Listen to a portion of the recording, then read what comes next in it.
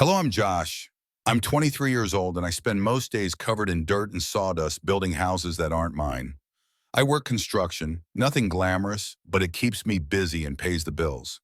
People say I'm impulsive and maybe that's true, but I prefer brave if I'm being honest. Brave enough to speak up, to lend a hand, and to not worry too much about what happens next. I live in a small town, quiet streets lined with modest houses. My latest job happened to be next door to Emily, a woman I'd noticed but never really talked to. She was older, maybe early 40s, and lived alone. Her garden was always neatly kept flowers blooming brighter than anyone else's on the street.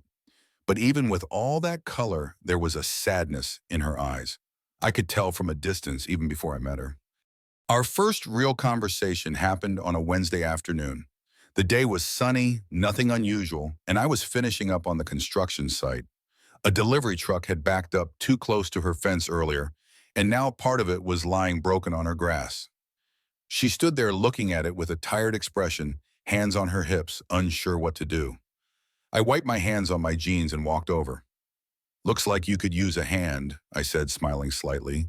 She glanced up clearly, startled to see someone approaching. "Oh, I didn't want to bother anyone. It's just the fence." "It's no bother," I insisted, kneeling down to inspect the damage. "I'm Josh, by the way." "Emily," she replied softly. She stepped closer, hugging herself slightly, as if unsure how to act around strangers. "Thank you." As we worked together picking up splinters of wood and repositioning the damaged panels, the silence between us slowly gave way to small talk. She asked about the construction project, and I mentioned I'd grown up nearby. Emily listened carefully but said very little about herself. She kept glancing away as though trying to hide the loneliness I'd sensed earlier. I finished patching up the fence temporarily and brushed my hands off again. "I'll get it properly fixed for you tomorrow," I promised. "No charge." She shook her head quickly. "You don't have to do that." "I want to, I said, meaning it." She nodded, looking slightly embarrassed but grateful. I walked away feeling good about helping her, but couldn't shake the feeling there was more going on beneath the surface. Emily seemed cautious, guarded like someone used to handling things alone. Something about that bothered me. 2 days later, I returned as promised, toolbox in hand. I knocked lightly on Emily's door, and it opened just a crack. I could hear her voice from inside, quiet but strained. She hadn't noticed I was there yet, so I hesitated, standing awkwardly on the porch, unsure if I should wait or just come back later. Then I overheard her words clearly. "No, I haven't told anyone yet," she whispered urgently, clearly trying to keep her voice down. "And I don't plan to. It's not their problem. It's mine." There was a long pause, as if she was listening carefully to whoever was on the other end. "How long?" Her voice trembled slightly. "Right, I'll come in tomorrow." My stomach tightened, realizing I just overheard something deeply personal. I took a step back, debating whether to knock again or quietly leave.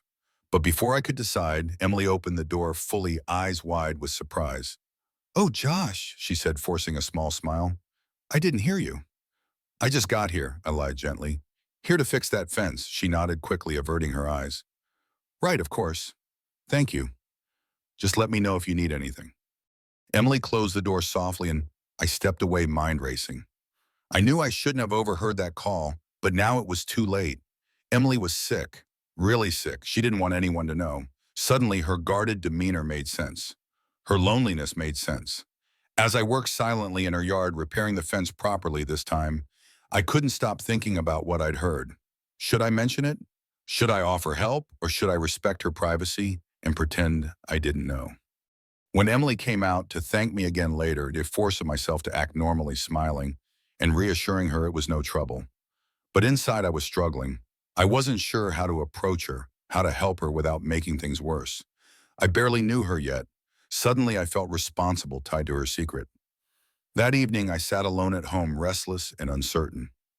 I kept replaying her voice in my mind, the quiet desperation of someone trying to hide their pain from the world. Emily was fighting something big, something she believed she had to handle alone. But she didn't. I knew she didn't.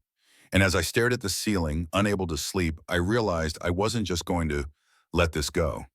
Impulsive or brave, whatever you want to call it, I had to find a way to be there for her. I didn't know exactly how yet, but one thing was clear: Emily wouldn't have to face this alone, whether she liked it or not. Over the next few days, I couldn't shake Emily's secret from my mind. Every time I looked across the yard toward her house, I wondered how long she'd been dealing with this alone. I knew it wasn't my place to pry, but the feeling of responsibility had taken root deep inside me. If she wouldn't reach out, then I'd have to find a way in. I started small. First, it was her squeaky porch swing, then a leaking faucet in the kitchen, and later her mailbox that was barely hanging onto its post. At first, she insisted I was doing too much. She offered to pay, but I refused every time. "It's nothing," I said, smiling casually. "Besides, fixing things is kind of my job, and I'm right next door anyway." Emily hesitated, torn between accepting help and maintaining her independence. Eventually, though, she gave in softly, murmuring her thanks whenever I'd finished another task. Soon my presence around her home became less intrusive, more expected. It felt good to see her become more comfortable with me. Weeks passed, and fixing things around Emily's house became part of my routine. Sometimes she would offer lemonade or iced tea, and we'd sit quietly on her porch just watching the afternoon sun cast its golden glow over the neighborhood. Our conversations were brief and cautious, always skirting around deeper subjects. I never mentioned what I'd overheard, and Emily never volunteered information. For now, we were comfortable in our silence, but despite her reserve, I could tell she appreciated the companionship. Her smiles became more genuine, her laughter more frequent. She no longer seemed surprised when I showed up unannounced to repair something minor. Little by little, her guard dropped, and a sense of warmth grew between us, quiet, gentle, and careful. One warm evening in early summer, I was just about to head inside my own house when I heard a faint cry from Emily's home. Instinctively, I dropped my tools and rushed over. Her front door was slightly ajar, and as I stepped inside, my heart hammered in my chest. "Emily," I called, anxiety tightening my voice. No answer, just a muffled sound of pain coming from the living room. I found her doubled over on the couch, clutching her chest, her breathing shallow and uneven. Her eyes were wide, panicked tears glistening as she tried desperately to catch her breath. "Josh," she whispered weakly, clearly frightened. "I can't." I knelt by her side, holding her hand firmly but gently. "Just breathe slowly, Emily. I'm here. You're not alone." I dialed emergency services, immediately reassuring her between whispered words that help was coming. Time seemed to slow as we waited. I kept my voice calm, trying to mask my own rising panic. Watching her struggle terrified me in a way I'd never felt before. When the ambulance arrived, I stayed close, holding her hand until the paramedics insisted I step aside. They moved quickly, efficient and calm, asking questions I didn't have answers to, medical history, medications. I could only stand there helplessly, feeling utterly inadequate. After they stabilized her and confirmed it was safe to leave her at home under supervision, I promised to stay nearby.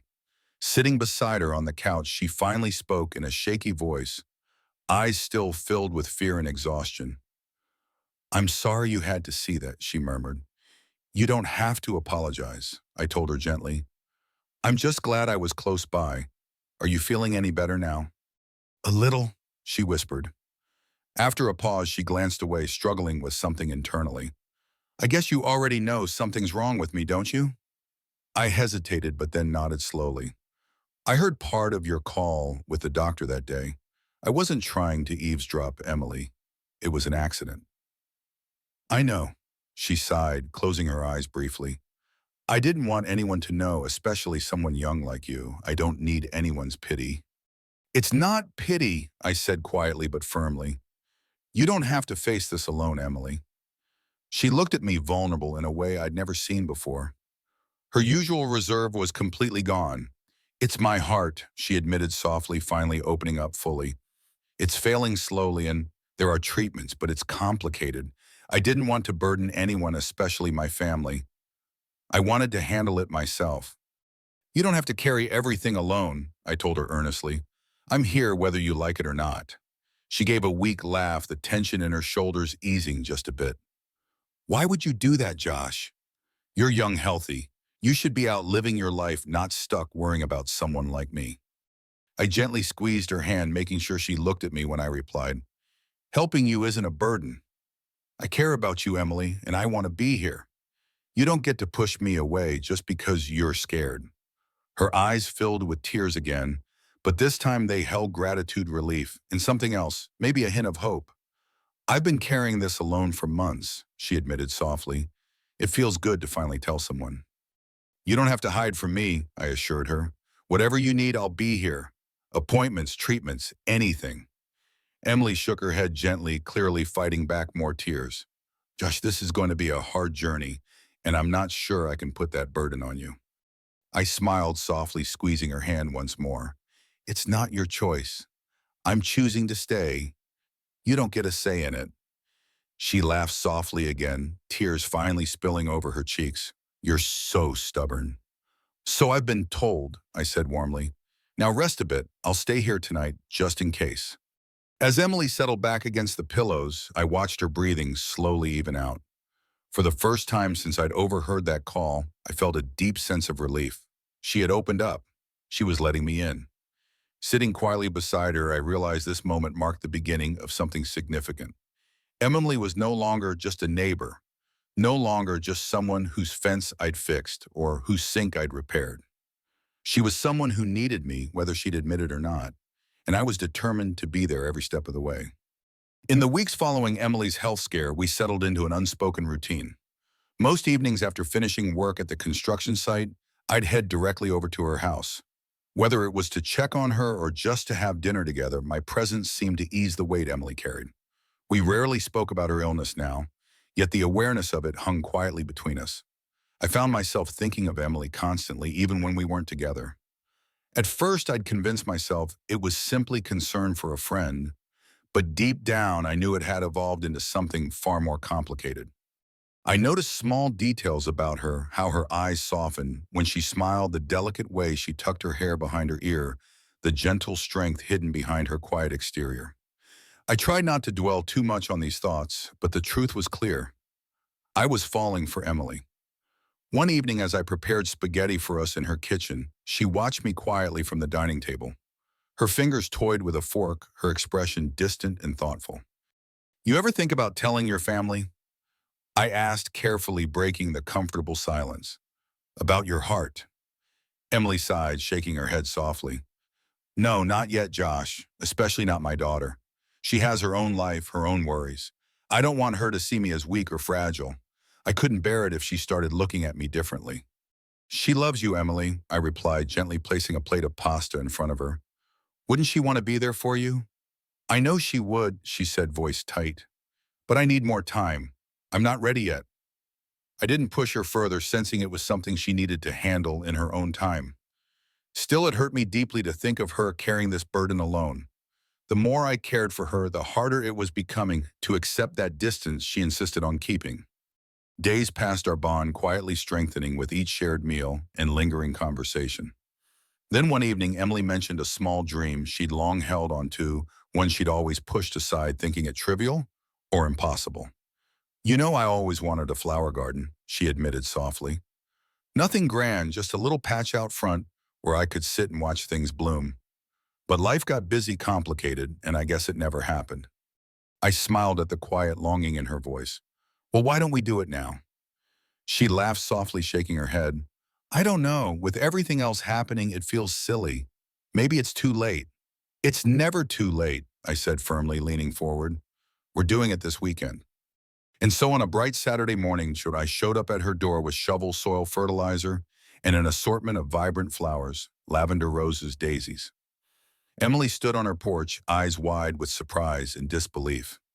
You really weren't joking, she said, an amazed smile spreading across her face. I never joke about gardens, I teased, placing the bags down beside her.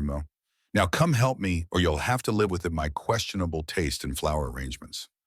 For hours, we worked together, digging into the soft earth, arranging the plants just right, and gently covering their roots with fresh soil.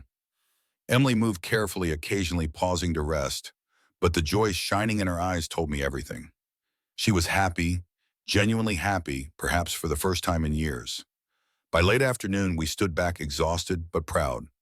The garden was small, yet perfect, colorful flowers gently swaying in the breeze, bringing new life to her front yard. Emily reached for my hand instinctively, giving it a gentle squeeze. Thank you, Josh, she whispered, her voice thick with emotion.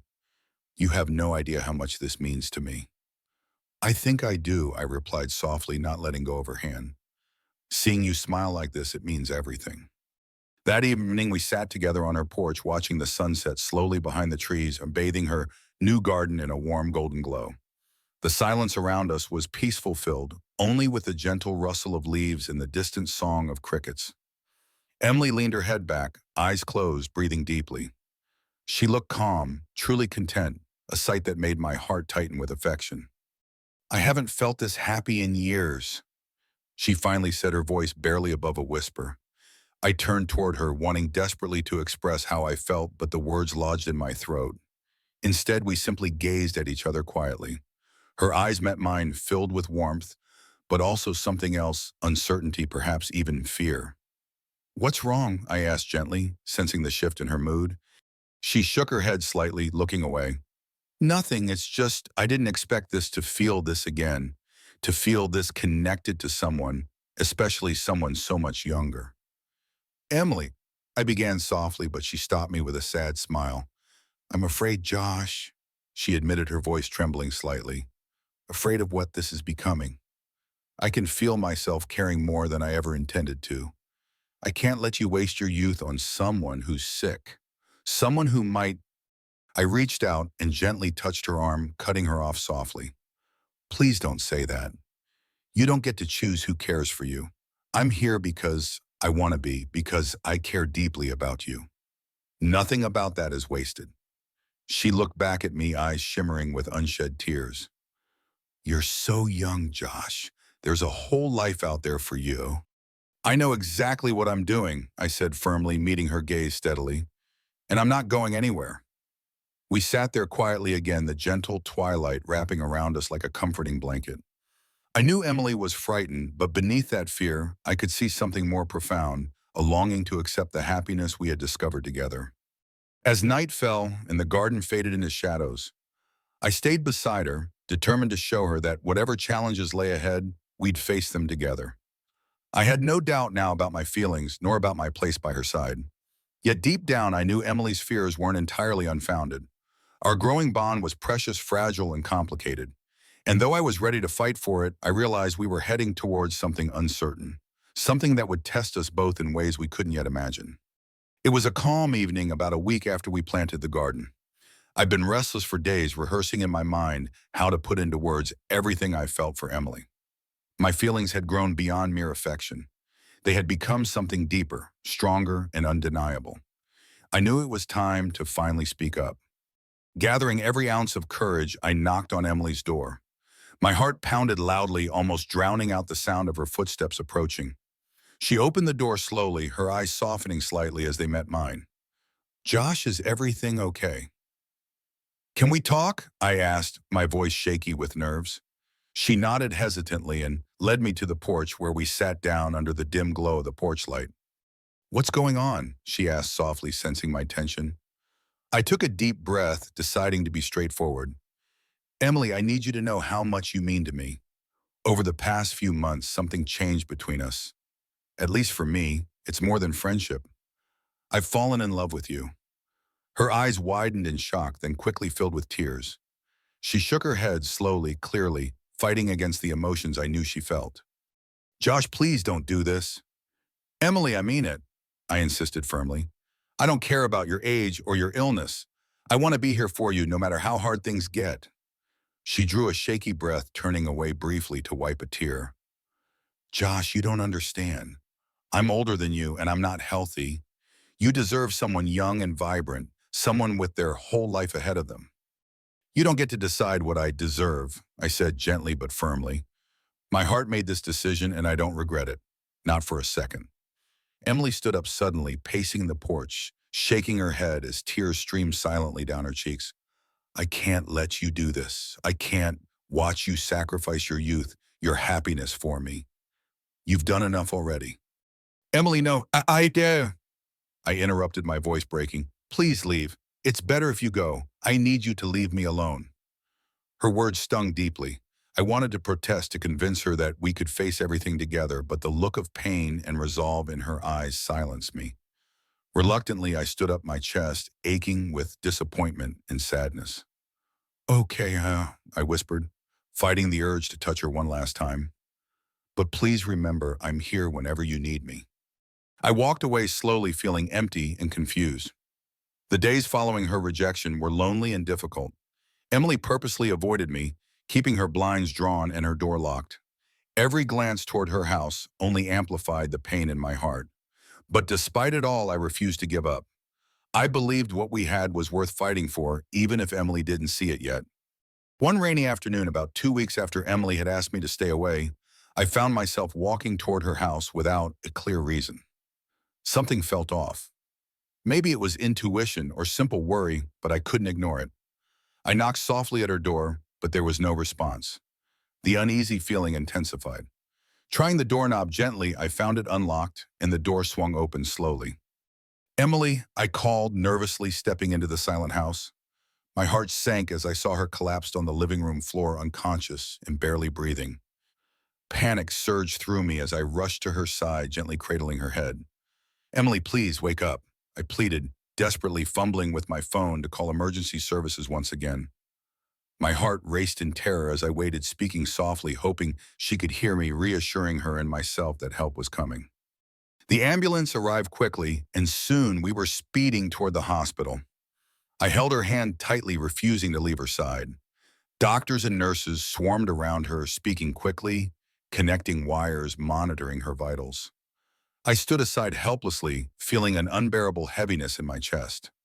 Hours later, Emily was stable and resting quietly in the hospital bed. The doctors explained she'd suffered another severe episode linked to her heart condition.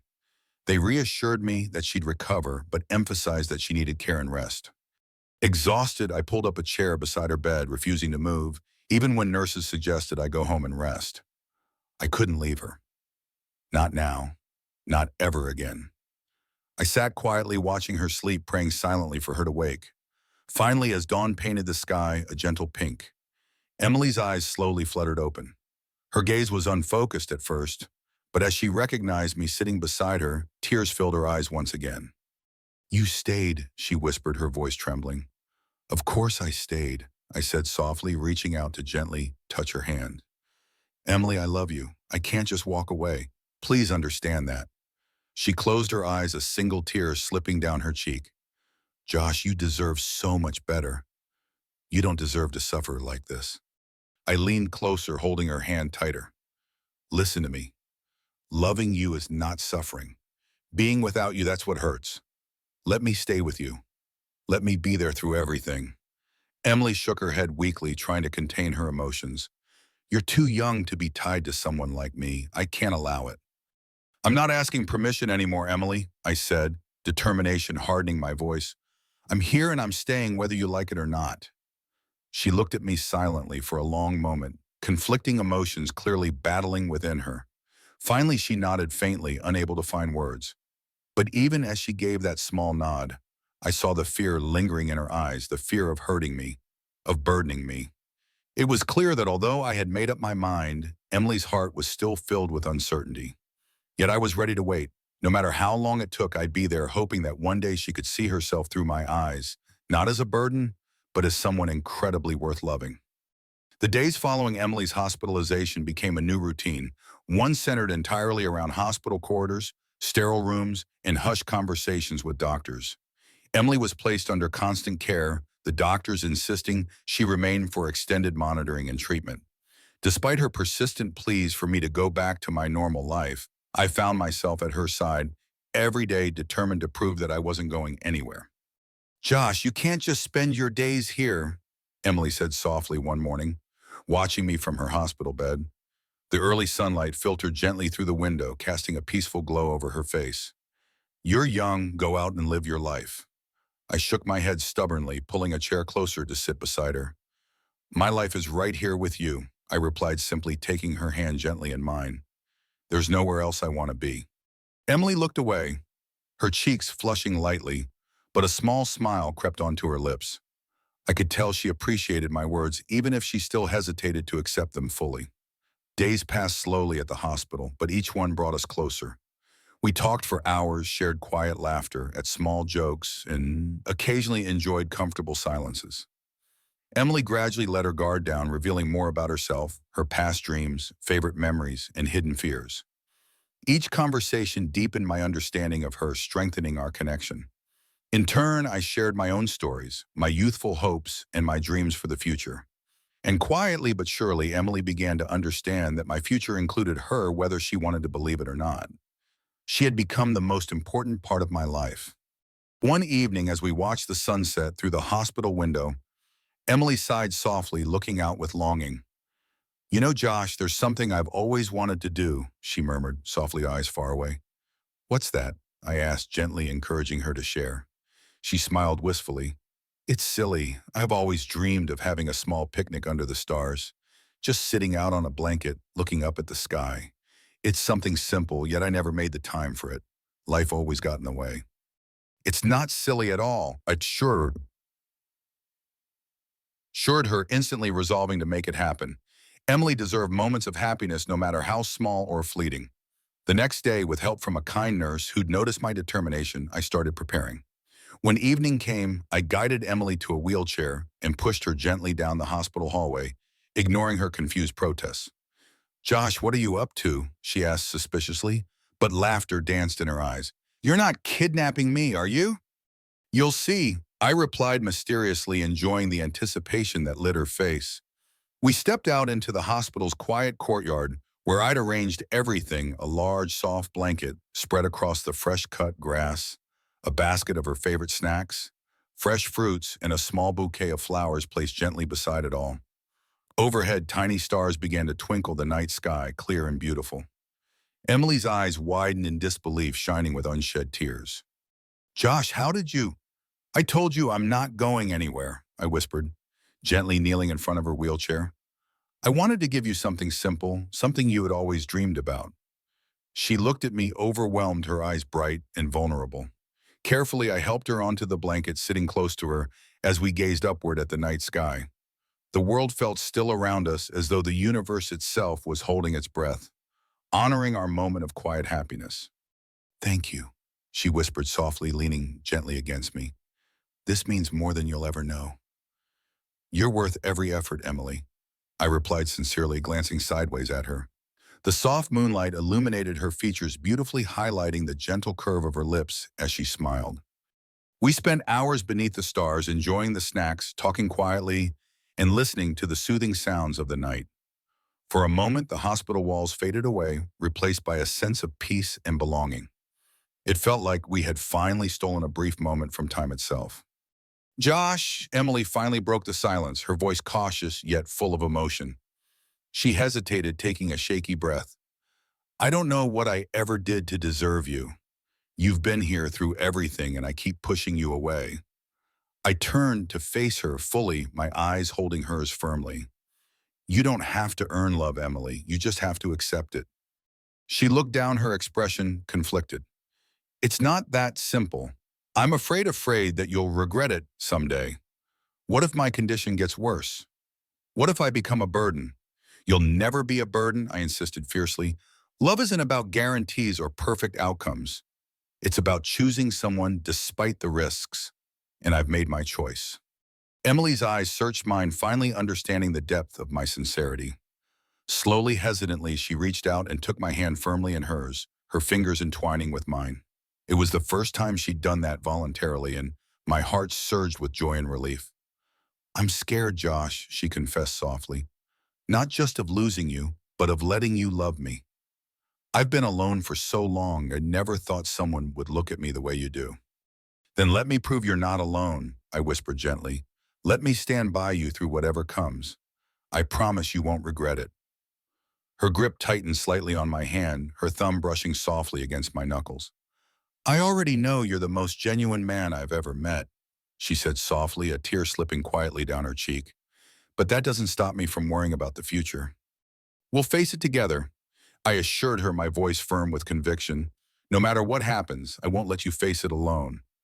Emily drew a shaky breath, looking up once more at the stars shining quietly above. I moved slightly closer, letting the gentle night surround us, aware of the delicate balance of emotions swirling between us. Finally, she turned her gaze back to mine, eyes shimmering with unshed tears. I do want to be with you, Josh, more than I've let myself admit, but there's still so much fear inside me. Fear of hurting you, of holding you back. I gently squeezed her hand, offering reassurance and strength. We'll take it day by day. You don't need to promise anything right now. Just trust me enough to let me be here to let me love you. Emily smiled softly, her expression still hesitant but hopeful. She leaned her head gently onto my shoulder, exhaling a breath she seemed to have held for too long. I'll try, she whispered, her voice filled with quiet promise. Beneath the stars, we stayed wrapped in that tender moment, each aware that challenges still lay ahead. Yet in that quiet sanctuary, we also found hope fragile but real. For the first time, Emily allowed herself to believe, if only for tonight, that happiness could still be possible, and that perhaps the future wasn't something to be feared, but to embrace. Weeks passed each day, bringing small victories and quiet moments of joy. Emily's health slowly improved, her doctors expressing cautious optimism. The treatment was working, but the road ahead remained long and uncertain. Despite the struggles, we found solace in the simple pleasures of our daily routine, short walks in the garden, late-night conversations, and shared laughter that echoed through hospital halls. Eventually, Emily was cleared to return home, though she still faced months of ongoing treatments and appointments. Returning home felt like stepping into a familiar, yet changed world. We tried to reclaim normalcy, yet the shadow of Emily's condition hung persistently over us.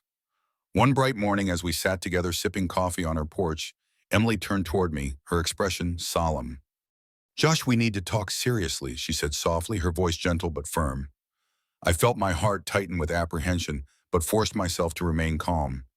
I'm listening. She hesitated briefly, collecting her thoughts. You've been by my side through all of this. You've sacrificed so much of your time and youth already. I can't ask you to keep doing this forever. You haven't asked, Emily. I'm here because I choose to be, I reminded her calmly, reaching for her hand. She gently withdrew her hand, pulling away slightly. Her eyes reflected pain, sadness, and guilt. But it's not fair. Not to you. You deserve a life that's vibrant and joyful with someone healthy, someone who won't hold you back. I don't feel held back, Emily. You've made my life richer, I insisted sincerely.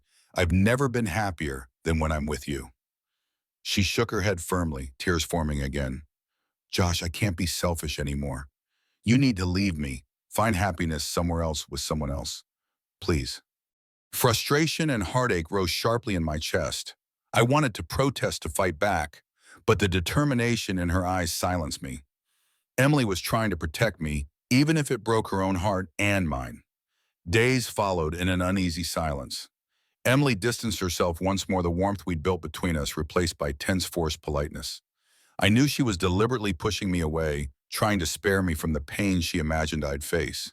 But every minute apart only intensified my resolve to show her she was wrong. Finally, after sleepless nights of frustration and deep reflection, I made a decision. I wasn't going to let Emily's fears dictate our future. I wouldn't let her push me away anymore, not without making one final stand. The next afternoon, my heart pounding nervously, but fueled by stubborn determination, I stood outside Emily's front door, gripping a bouquet of vibrant wildflowers, her favorites. Taking a deep breath, I knocked firmly, refusing to let doubt hold me back. Emily opened the door slowly, as surprise and hesitation flashing across her face as she saw me standing there, flowers in hand. Josh, what's this? She whispered, her voice trembling slightly. I squared my shoulders, looking directly into her eyes, determined not to waver. Emily, I came here to tell you something important, and I need you to hear every word. She nodded slowly, eyes wide, her expression a mixture of curiosity, hope, and anxiety. I know you think pushing me away is the best thing you can do. I began, my voice strong yet gentle. But you're wrong. I've spent nights awake thinking about you, about us, and every time the answer is the same. I can't imagine my life without you. No illness, no challenge, nothing could change that. Her eyes filled with tears again, her lips trembling. Josh, please don't do this to yourself. No, listen, I interrupted softly but firmly, stepping closer. I'm done letting you sacrifice our happiness out of fear. I'm standing here because I want you, Emily. All of you, the good, the hard, the uncertain. I'm ready to face it all together. She looked away, shaking her head weakly, desperately trying to hold herself together. You have your whole life ahead of you. I won't let you. You don't get to choose what's right for me. I insisted firmly, gently placing the flowers in her hands. I love you deeply, completely, and nothing you say or do will change that. Not your age, not your health, not anything. Emily's shoulders shook slightly, tears sliding down her cheeks as she stared at the bouquet in her hands. Her voice trembled as she spoke, barely audible. But what if I can't promise you a future? What if my condition worsens? I reached out slowly, gently lifting her chin so she'd look at me directly. Then we'll deal with it together. Life doesn't come with guarantees, but I'm sure of one thing: I won't let fear keep us apart.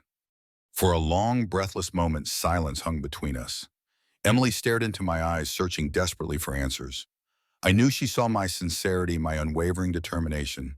She knew I was serious, that I wouldn't give up easily.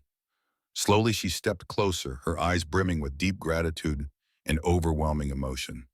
Her voice trembled as she finally spoke again. You deserve someone who can promise you forever. All I want is the chance to love you for however long we're given. I whispered earnestly, my voice full of certainty. Let me love you, Emily. Let me prove it every day. She took a shaky breath, visibly moved by my honesty, my stubborn refusal to walk away. Her expression softened, her heart clearly conflicted, as hope and fear fought fiercely within her. I never imagined this, she admitted softly, her voice heavy with emotion. I never imagined someone would stand by me through everything. I'm not going anywhere, I promised fiercely, reaching out gently and taking her hand again. I'm yours fully, completely, if you'll have me. Emily looked down at our intertwined hands, tears quietly dripping onto our fingers. She drew a deep breath, her eyes lifting slowly to meet mine. For the first time, her expression revealed that she understood my resolve, my unwavering loyalty, and my love. Yet fear still flickered behind her eyes. The weight of her decision was clear. Accepting my love meant embracing uncertainty, vulnerability, and the possibility of pain. Rejecting it meant safety for me, but at the cost of our happiness. She didn't answer immediately. Instead, she stood silently in the doorway, caught between her longing heart and her protective instincts. Her gaze locked onto mine, the world fading away around us, leaving only the two of us suspended in this decisive moment. I watched her carefully, silently urging her to trust me, to take this chance. But in that long, uncertain silence, neither of us spoke another word. Ew. I didn't press her further. Instead, I let my presence, my sincerity, and my love speak for themselves. The story of us hung there, suspended delicately, waiting patiently for Emily to make her choice. And as she stood there, tears shimmering in her eyes, a gentle wind softly rustling through the garden we'd planted together, the future stretched ahead, uncertain but filled with quiet possibility. What Emily decided next, only she knew. But standing there facing each other with hearts laid bare, one truth remained clear: whatever her choice might be, our love had forever changed us both. And I knew deep in my soul that I'd wait as long as it took for her answer, for her heart, and for the life we could build together, no matter how long or how fleeting. The heartfelt story of Josh and Emily reveals a profound life lesson. Love and kindness can transcend age, illness, and fear, showing us that it's never too late to embrace connection and hope. Josh, a 23-year-old construction worker, noticed the quiet sadness in his neighbor Emily, a woman in her early 40s battling a secret heart condition. His small acts of kindness, fixing her fence, repairing her mailbox, evolved into a deep bond, as he refused to let her face her struggles alone. Despite Emily's fears of burdening him due to her age and health, Josh's unwavering presence, from rushing her to the hospital during a crisis to creating her dream flower garden, showed her that love isn't about guarantees, but about choosing to stand by someone through uncertainty. Their story, filled with tender moments like a starlit picnic and raw confessions on her porch, stirs emotions of compassion, courage, and bittersweet hope. It teaches us that true love means seeing beyond societal expectations or personal insecurities to cherish someone for who they are. Josh's persistence and Emily's gradual trust remind us to open our hearts even when fear tempts us to retreat, and to offer support to those silently carrying heavy burdens. Their journey inspires us to act with bravery and kindness, proving that meaningful connections can bloom in the most unexpected places. Have you ever found or given love that defied expectations? Share your story in the comments. I'd love to hear how you faced fear to embrace connection. If this tale touched your heart, please like, subscribe, and hit the notification bell for more inspiring stories that celebrate the power of love and resilience. Your support keeps these emotional journeys alive on our channel.